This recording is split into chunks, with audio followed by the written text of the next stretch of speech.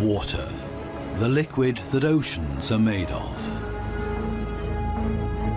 And it fills endless depths. Only few will venture out into the endless open ocean of this vast underwater world. Most of the ocean inhabitants live in the city, as it were, like human societies. Very close together, with friendly neighbors and nasty co-tenants. While dangerous robbers lurk around at the edge of town.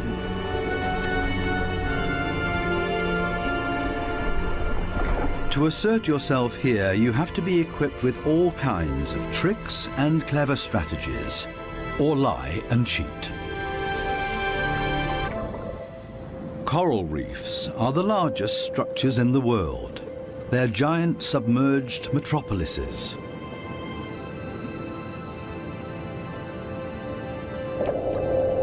Millions of different inhabitants live in these cities. A universe with coral palaces and soaring towers.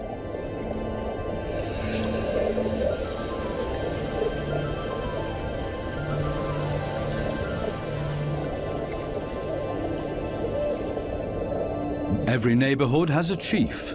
The entire street belongs to this guy. No trespassing, okay? A typical large city with all the noise and ruckus.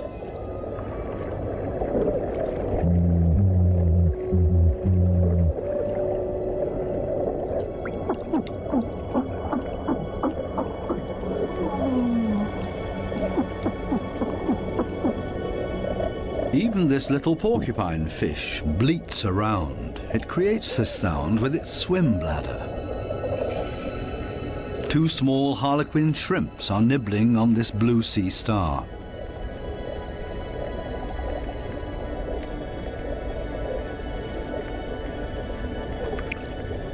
If someone else shows up, he will catch hell.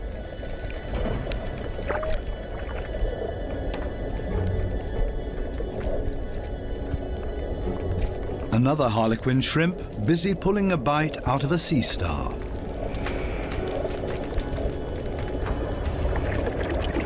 Moray eels in disagreement.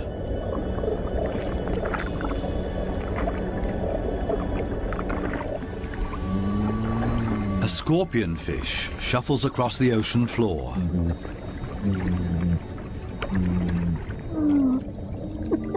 Everything and everybody makes a lot of noise.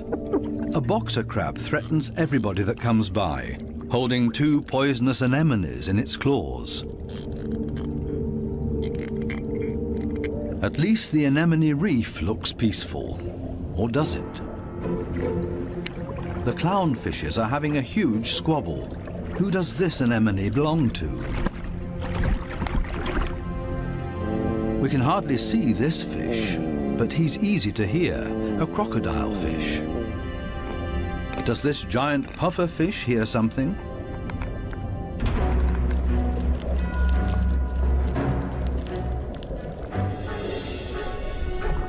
It's a ray that's getting away. A dispute amongst the members of the cichlid family. Who is stronger, and especially who is louder?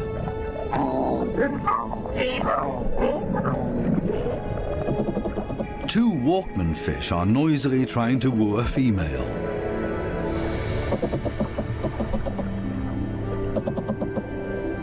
Big city noise everywhere, especially when a large structure is being torn down. Everybody lives in their own way in this noisy metropolis. Some hover above it all, but others are more down to earth and literally live in the coral sand. These goatfishes, for example, they plow through the ocean floor and catch smaller animals between their teeth. They use their barbels like a dowser. With them, they can detect even the weakest electric fields that point them towards small prey.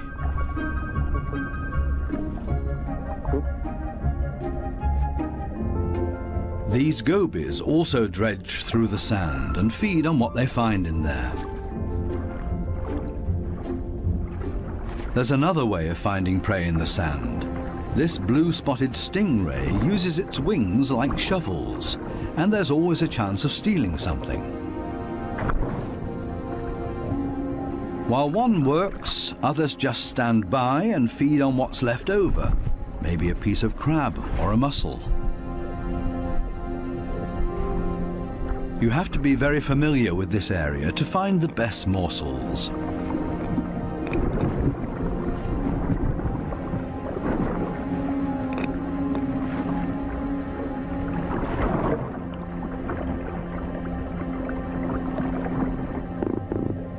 This triggerfish uses a strong stream of water.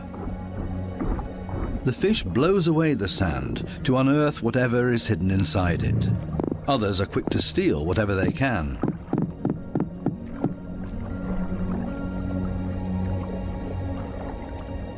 The triggerfish is a commanding fish, and most reef inhabitants are easily intimidated by him, except for these strange visitors that don't seem to show fear.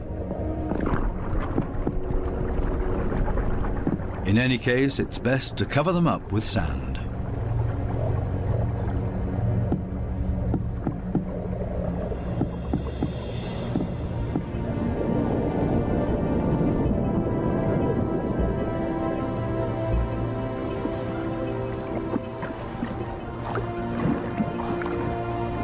It's not easy for a small fish in a big city.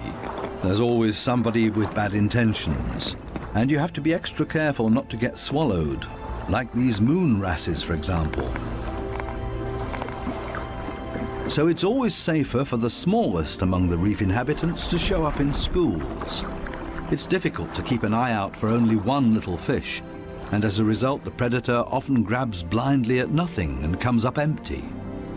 To show up in a big mob is always safest. Others are easily distracted at the sight of so much prey all at once.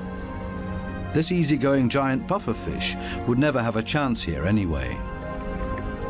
Being part of a school of fish is always the best protection from predators. The slow ones are being ignored. No danger here.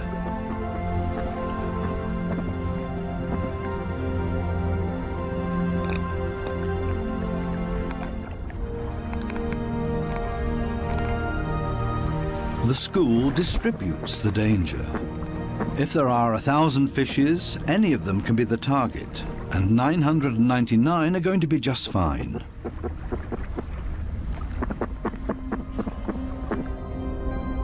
But what about loners, or those that live as a couple?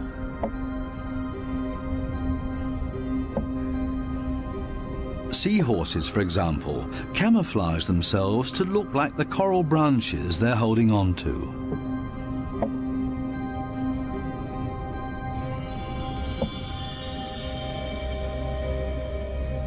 Even more difficult to see, where is the animal here?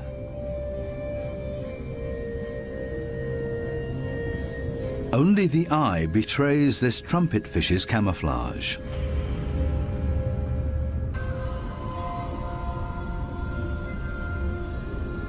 They do everything to not look like themselves, ornate ghost pipefishes. They're inseparable, a couple. The female is already carrying eggs in her extended belly. Before long, the male will fertilize her eggs.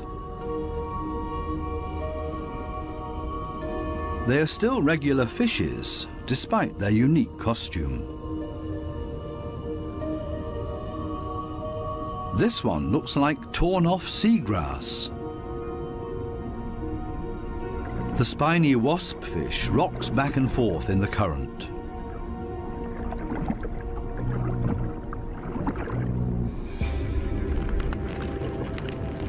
Not a monster, but ingenious camouflage. A spider crab that's decorated its head with a sponge. This will deter any predator.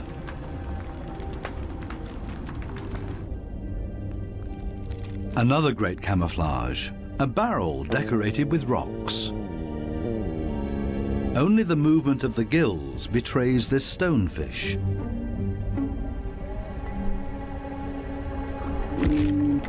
Even a smack with a fin doesn't bother him. The fish knows it will not hurt him. It only shoves him a little further to the side.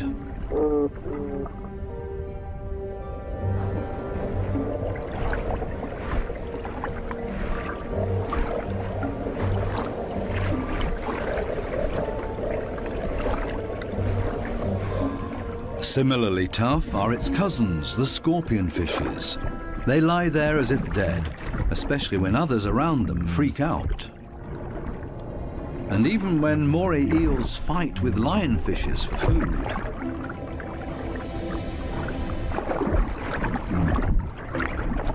The scorpionfish lies in wait for its chance, and then immediately becomes completely motionless again.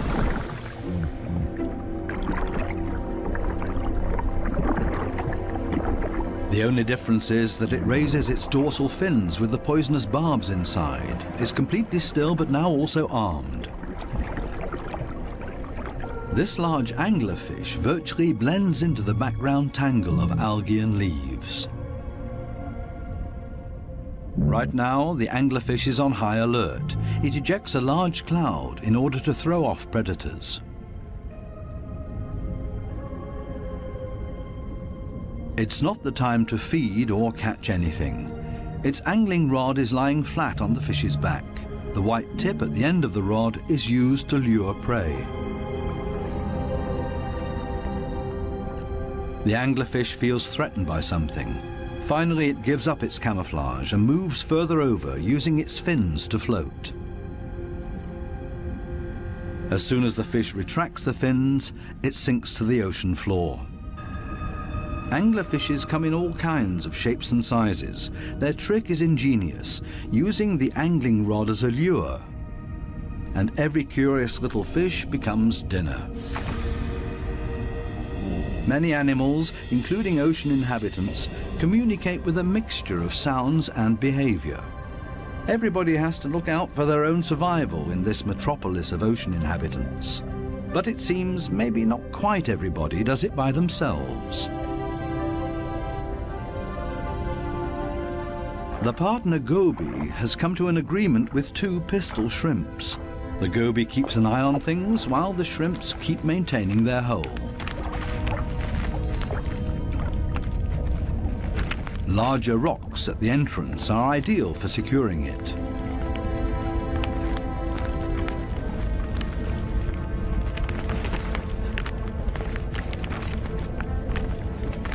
They're an experienced team. The shrimps keep in constant contact with the goby and even massage the fish's belly. The goby will get nervous without these gestures from the shrimps. The pistol shrimps need a cool and collected bouncer at their entrance.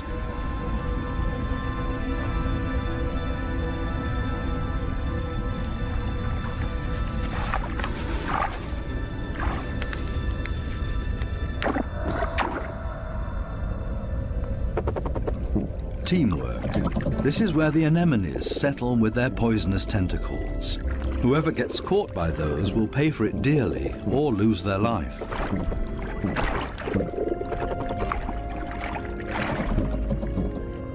No wonder that there is virtually no one who likes to settle here. The little clownfishes are the only ones that know how to deal with these tentacles. They cover themselves with the slime of the anemone's tentacles and are protected from the poison. The clowns are safe in here, and in return will protect their anemone as well as they can. This seems like a sensible deal. But on occasion, the anemone will pull the tentacles inside its column-shaped body, which means the clownfish's home is gone. When this happens, they panic and look for another anemone that they can hide in for the time being. Unfortunately, this one is already occupied, and the next one as well, and this means having to fight its current owner. There's much to lose for the clowns. Without the anemone, they can't procreate. The clownfishes attach their eggs to the bottom of the column-shaped foot of their anemone, hidden behind the poisonous tentacles.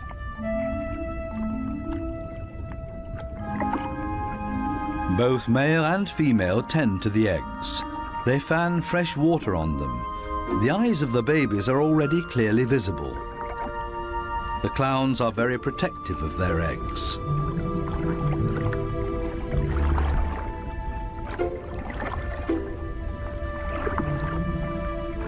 It takes the two of them to protect their offspring, and only in conjunction with the anemone. Everybody in the reef has to take special care of their young. If they don't, it means their species will simply die out. So it's not surprising that everybody gives it their best effort.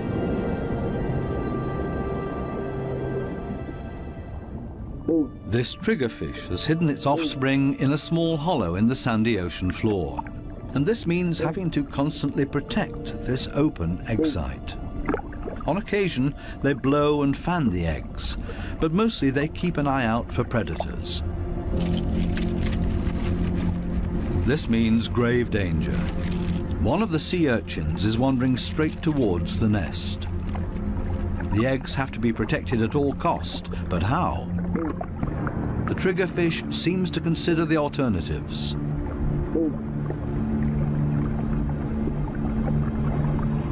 But then it blows and then rams the sea urchin. Again and again until it breaks, the sea urchin's guts spill out into the open. A few more hits for good measure. The danger has been averted. Everything else is easy.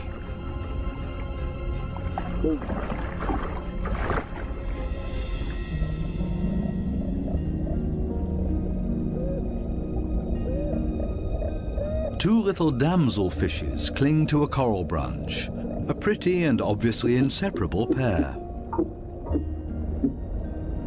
They appear to have something important to do. And there it is.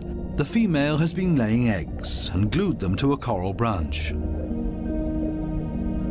Over and over again, both of them sweep past the eggs to keep them clean.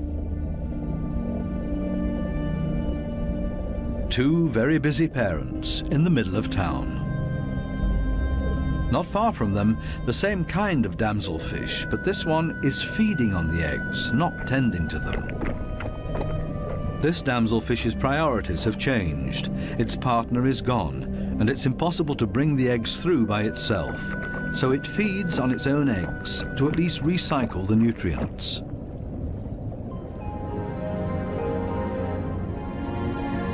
There are many different strategies to give one's offspring a good start. Some are surprisingly easy.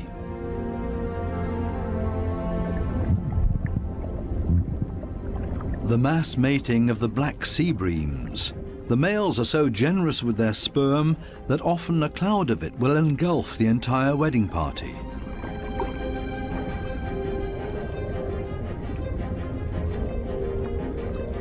Countless couples and constantly in motion. A predator would have a hard time to find its bearings in this schooling behavior.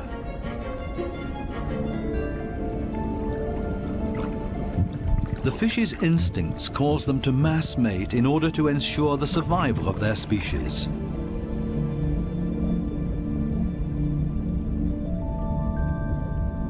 Cardinal fishes have their own clever means of child protection.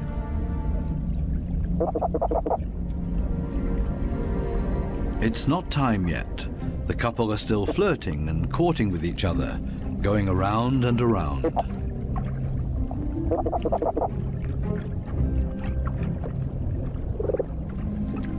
We'll leave them to it and take a detour to a couple not quite as gentle with each other. Monkfishes live in groups, and their nests are very close to one another. As a result, all the fishes are alerted to a predator nearing their nests.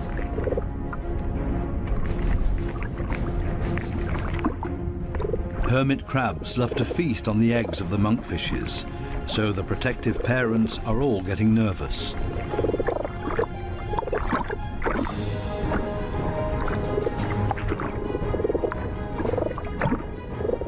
The hermit crab is still far enough away and currently busy with something else. The hermit crab's best defense is its house that it carries around for protection. The patience of the monkfishes is wearing thin.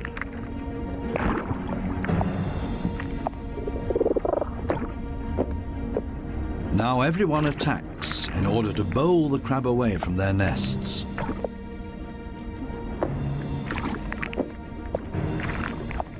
They're clearly telling this hermit crab to take a hike, but they should have stayed with their offspring because there's new danger approaching. A gaggle of rainbow wrasses takes advantage of this unique opportunity and ravages the monkfish nests. The predators are quick, brutal, and in the majority. Most of the monkfish eggs will be devoured.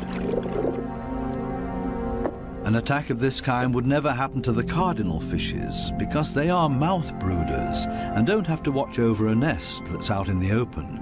The males carry the eggs in their mouths, up to 20,000 of them.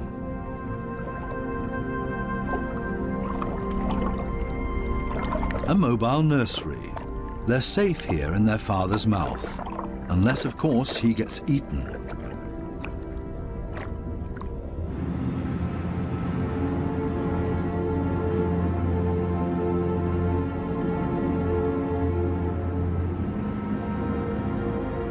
During the night, when it's dark, the danger is greatest.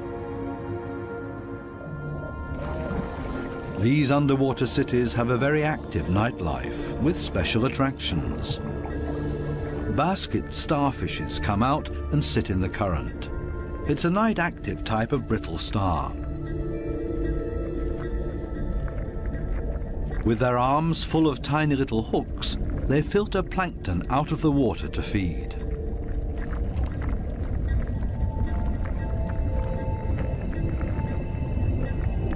A very elegant feather star. It's on the move to find a better spot to filter plankton.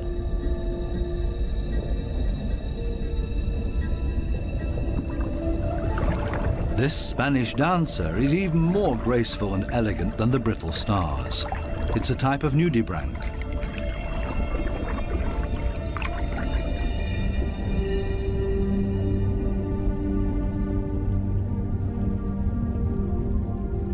The giant pufferfish is relaxed and spends the night dozing off on the sandy bottom. Others prefer the safety of their quiet bedroom, a surgeonfish.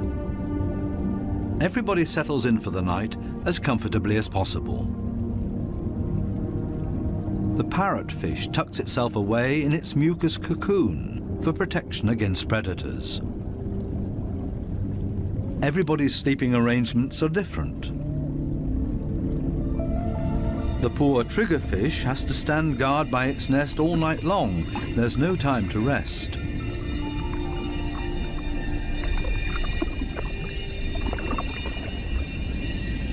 Some of the predators are quite soft-footed. A cone snail has spotted a small fish.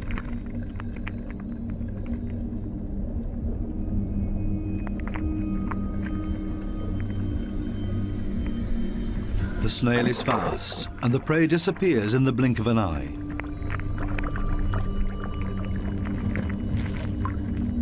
The night is still young, and still full of danger and terror. These lionfishes pose danger to the cardinal fishes.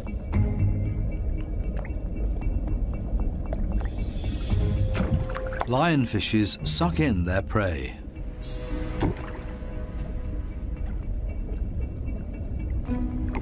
Even if they choke on it.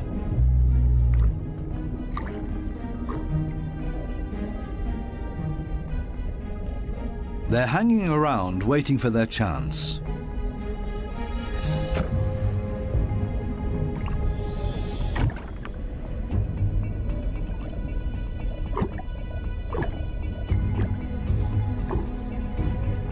This poor cardinal is sideways in the lionfish's mouth, eggs and all.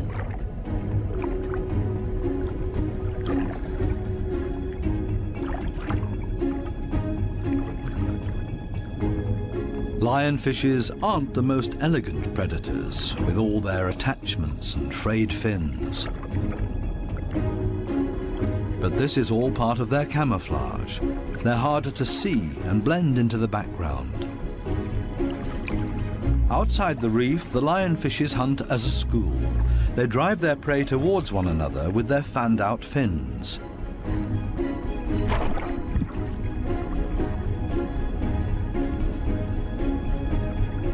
They prefer to attack from above, cornering their prey. This is not a different location, just different light. These special blue lights totally change the appearance of the reef.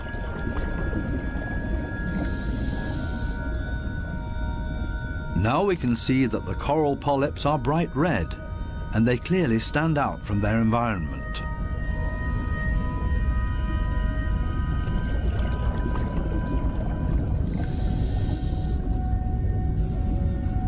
A new and fascinating perspective on the communication of many ocean inhabitants. And suddenly an eruption of sorts.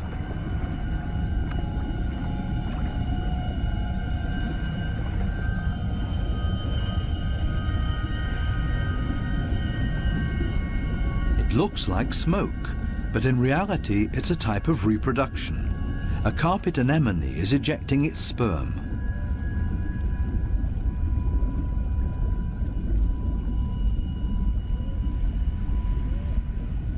In the blue light, it looks like a dramatic eruption.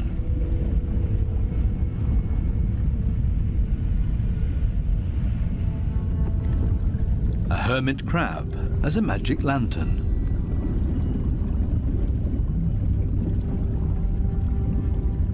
The blue light brings out these colors.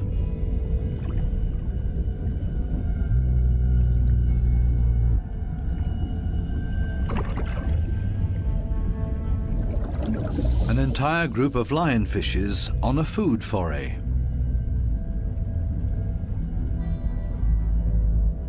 The animals don't seem to know any fear. It seems that they're well aware of the poison they carry in their back spines. They even use the light of our dive torches to their advantage. There's no nightly rest to be had here.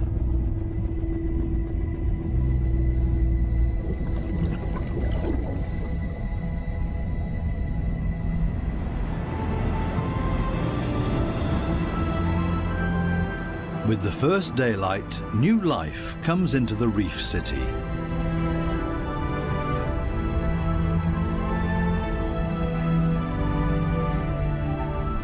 They all seem to start going again, ponderously with armored fins.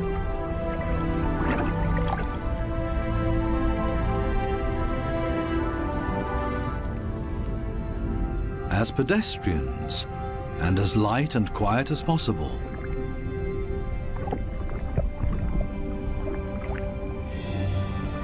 Mother and daughter, elegant and synchronous. Some have to hustle along on 10 legs. This spider crab runs straight into a brittle star gathering.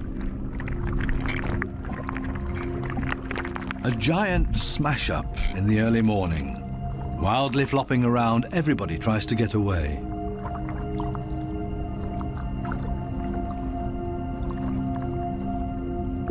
As in every city, there are also shopping opportunities here.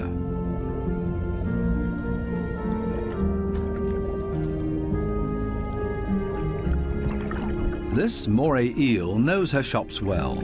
She rushes to her favorite store every morning. The same with this blue-spotted ray. But they haven't opened yet. It leans on one fin as if to say, it's waiting.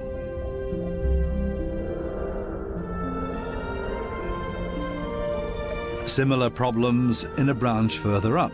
These sweet lips are also waiting to be tended to. Here they come, a little late this morning. The small, cleaner wrasses are starting to open their shop and are hungry. They're ready to rid their customers of parasites. This ray is also being served. It likes to have its gills cleaned. This is a barter business. One side gets cleaned, the other fed. A very fair deal. Clownfishes seem to be excluded from this business because they can't leave their anemone. In their case, the cleaner fishes make house calls.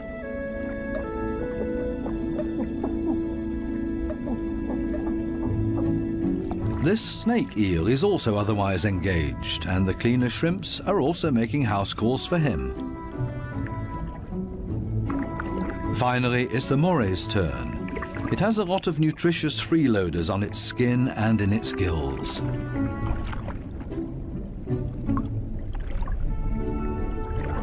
All of a sudden, the cleaners leave. Why?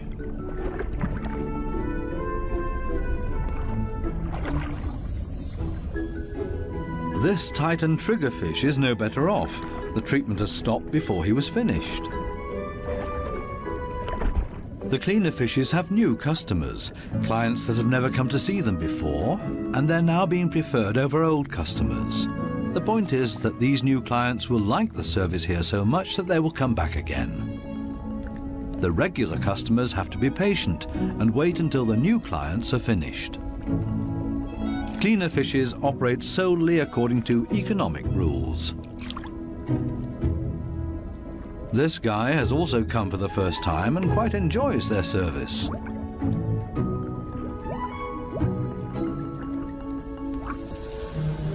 Sometimes it's too much of a good thing, though. This small black-spotted puffer just wants to look around and is not asking for a cleaning at this time. It swims away quickly and clearly annoyed. It's time to go back to the regular customers before they get impatient and leave for good.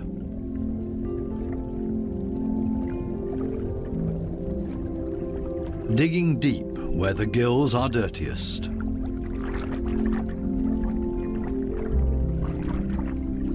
One last time through the mouth, and it's as good as new, and the teeth squeaky clean. Now this male moray can start looking for a suitable female. She is clearly not interested in male visitors. This next dugout also does not look encouraging.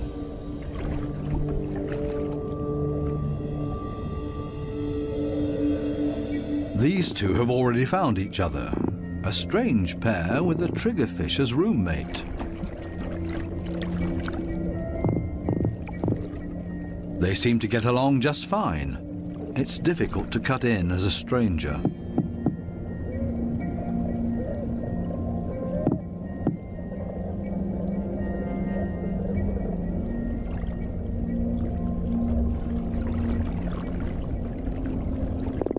It would also be well advised to stay away from this giant triggerfish.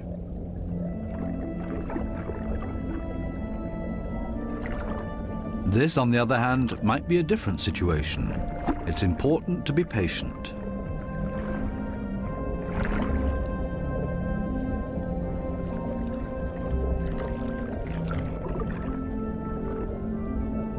This female moray does not seem to be too reluctant. She's showing her teeth, which is not a sign of aggression, quite the opposite. She finally agrees to a date.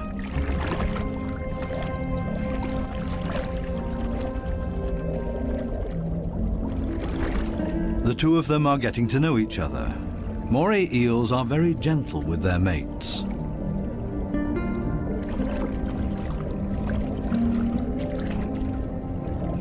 And they're good for another surprise, as partners of a phenomenal hunting party.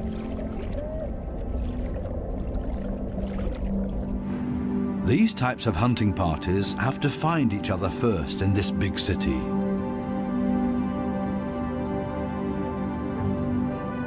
The right place for the moray and her partner. The morays cooperate with the groupers. It's not so far-fetched. The grouper hunts in the open and the moray inside the reef. The moray is able to get in between cracks and crevices that the grouper can't get to. Together, they're a strong team. A grouper that's trying to convince this moray to hunt with him. The grouper signals this to the moray by rocking back and forth and shaking for all it's worth. All for nothing. This moray doesn't understand and stays in its cave.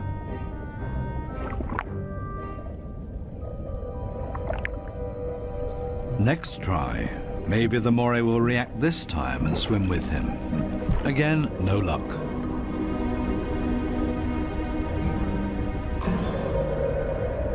Finally, this moray seems to understand the grouper and is hungry. The grouper tilts its head and the moray accepts his invitation. Together they swim through the reef. The moray prefers to swim between the dark alleyways, and the grouper decides it's safer to stay on the main streets around the reef. This is not the right place. The grouper expected to find scared prey here. The moray takes a break and waits. It's not going to happen this way. Again, another invitation to go. They continue through the reef to another coral head. Also nothing for them here either. The moray is getting ambitious as well now and initiates a hunt on her own.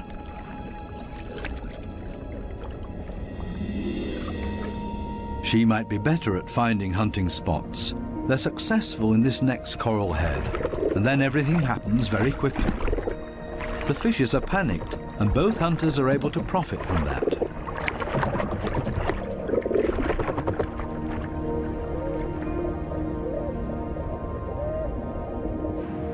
This coral city offers living space for millions. Many hideouts and crevices provide protection for everybody.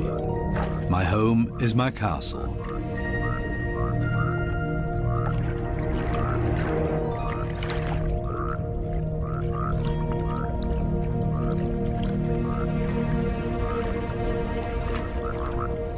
While some escape between sharp corals, others curl up in a ball.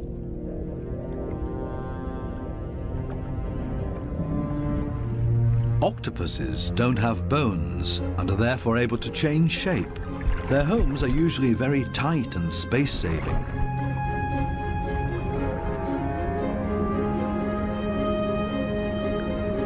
They like to live a bit further apart from their neighbors because they're not necessarily always friends with one another.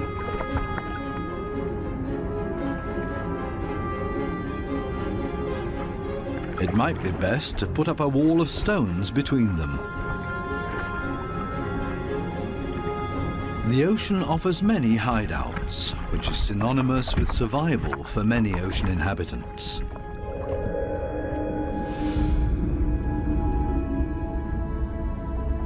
There can also be hideouts that nature never intended to be there, such as this giant wreck, 240 feet deep.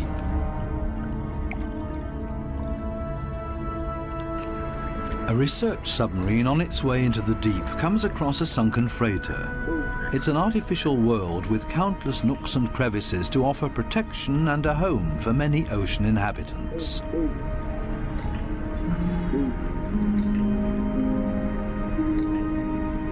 The wreck has long been overgrown with all kinds of sea life.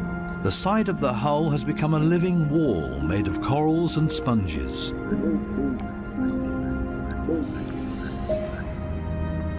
Sunfishes, with their odd form of movement, patrol this area. They're looking for jellyfish.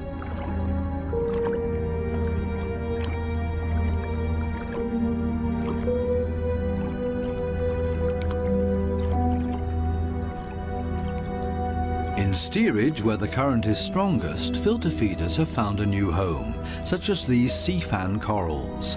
They feed on the tiny plankton particles. A unit that has grown together made of technical, man-made and organic structures. Even the steel anchor has grown a second skin made of living beings. It offers these delicate creatures a solid structure to grow on.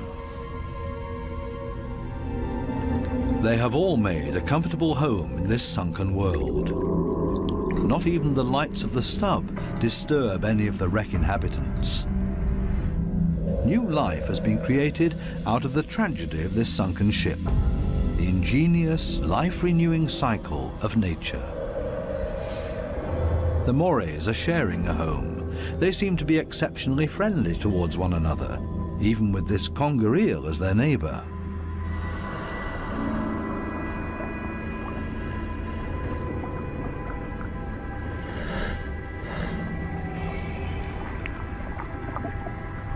Even the octopus remains unharmed by the Morays.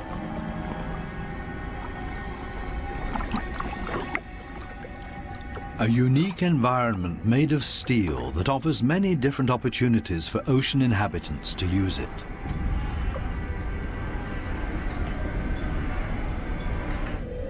Even this fishing net offers a conger eel a place to hide. The original destination of the sub is located a bit deeper, a picturesque underwater city full of ancient amphora architecture. An antique merchant vessel sank here. Only the clay containers, once filled with Greek wine, are still visible. Now they offer homes and protection to many ocean inhabitants. Similar to the reef, hiding places are essential for staying alive down here. The amphorae have a very special shape. They taper towards the bottom, so they could be stored sitting upright in a layer of sand in the hull of the ship. The amphorae and their precious contents were safe during transport. Spiny lobsters welcome these types of caves. Conger eels also feel safe in this mess of amphorae and shards of clay, as if it was made for them and their slender, long bodies.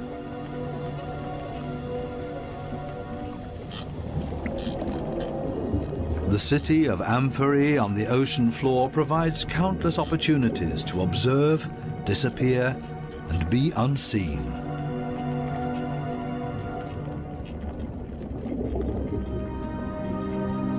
Maybe that's why this city seems to be very calm and orderly, even when the conger eel swims above everybody's abode. Nobody panics because they only have to withdraw slowly into their homes and are safe. The same goes for this forkbeard.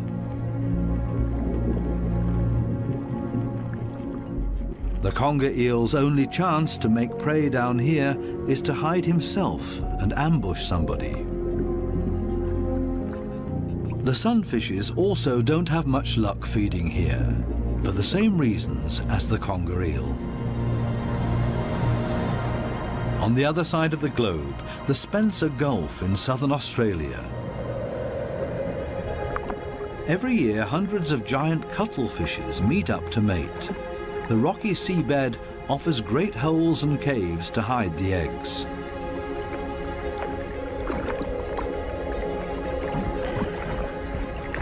The females are smaller than the males and seem to be a bit shy, keeping their arms tucked tightly together.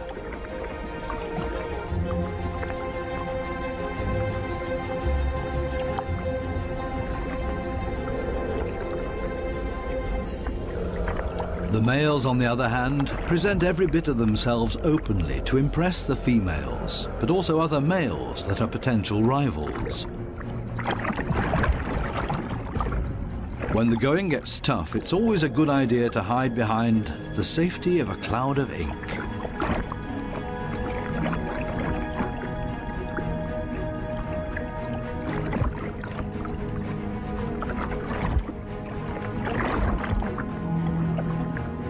Without much success. Escape in reverse.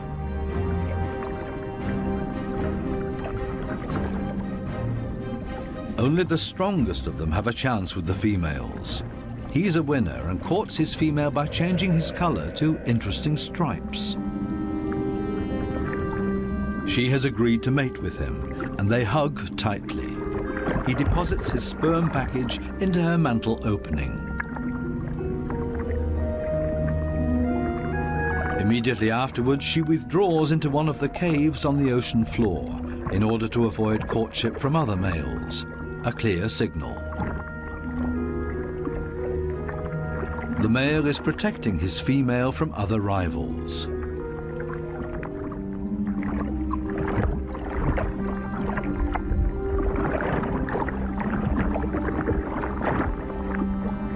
But there's always the unexpected.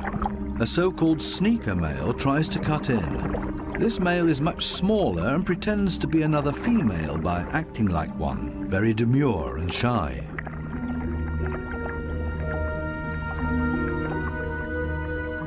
All seems to be fine in the den. He's busy chasing away other rivals from this new supposed female. Especially now that there are 2 females under his protection. It can't hurt.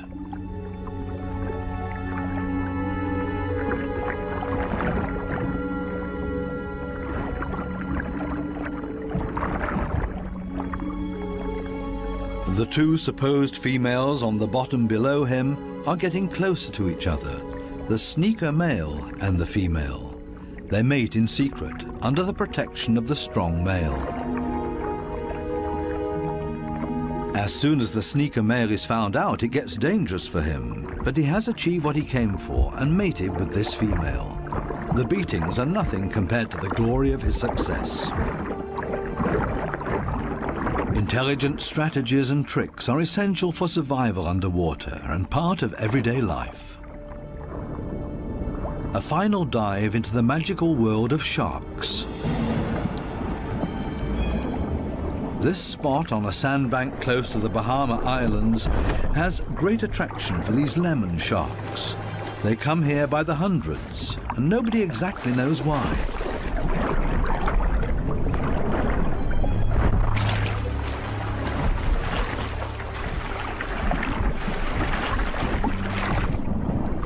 This sandy plateau in the middle of the open ocean is easy for scientists to get to.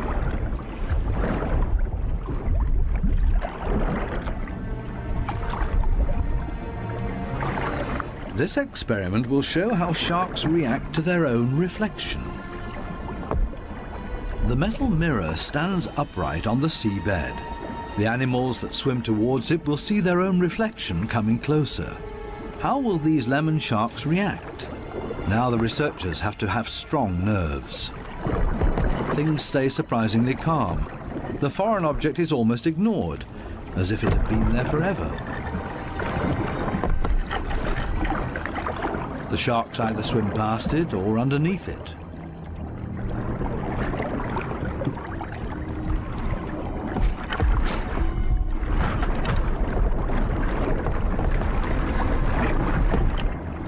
The scientists expected a bit more, and soon the sharks lose all interest in the mirror.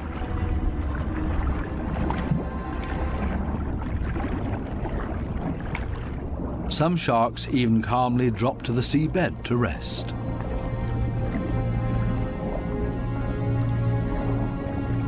The only ones alarmed by this behavior are the remoras that like to keep moving.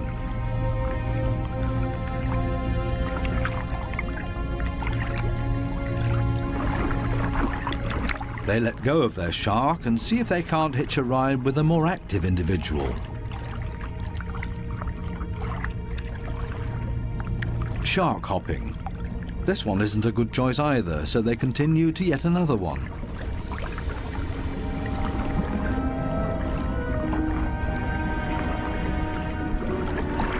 All of a sudden, something happens to the mirror, and the peaceful afternoon on the sandbank changes quickly into the complete opposite. The rope that the mirror is attached to loosens and the mirror falls over.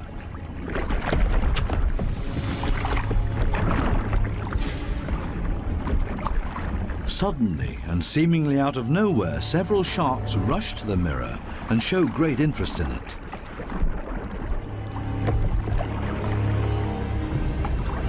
They smell and touch it, and they get more and more excited.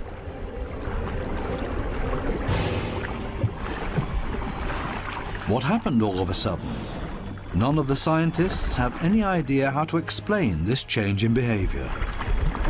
The animals that were calm and collected only a second ago are now completely out of their minds, and the situation quickly escalates into a mass attack on the mirror. Do they mistake their own reflection for an opponent? It's time for the divers to leave because it's not safe anymore. The communication of the ocean inhabitants continues to offer new and exciting insights, though we will probably never fully understand them.